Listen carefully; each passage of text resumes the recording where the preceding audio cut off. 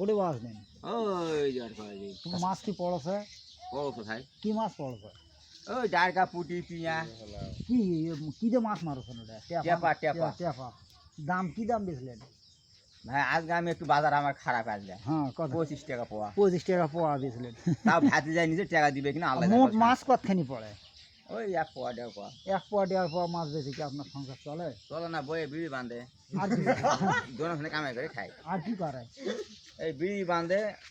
আমি একটু ধান গাড়ি মাছ টাছ নাই এই মাছ মারেন না আচ্ছা এই যে জায়গাটা টেপাটা বসলেন এটা কি আপনার নিজস্ব জায়গা না অন্য কোনো না না এটা মানুষের জায়গা কিছু বলে না না আচ্ছা এই যে মাছ দিয়ে কি আপনার সংসার চলে চলো না ওই যে বয়ে বিড়ি বাঁধে ওই টাকা দিয়ে এই টাকাতে চলে আচ্ছা আচ্ছা ওইভাবে চলে আপনি এতটুকু ইনকাম করে করে কি আপনার কি ভরণ পোষণ ভাই খুব কষ্টে চলে ভাই তা আপনি দাড়ি গিরা দিয়েছেন কি জন্য ডাইট গিরা দিছি ডাইট একটু আমার লম্বা তো মুখে উড়ে আসে পরে ওই জন্য একটু গিরা দিছি গিরা দিয়েছেন তো দাড়িতে একটু কলপ করলে কেঙ্কা হয় কলপ করি না আল্লাহ দেওয়া মাল কলপ করি না একটু সাবান টাবান তাহলে শ্যাম্পু আপনি দিই ইমানদার ভালোই বুঝা যাচ্ছে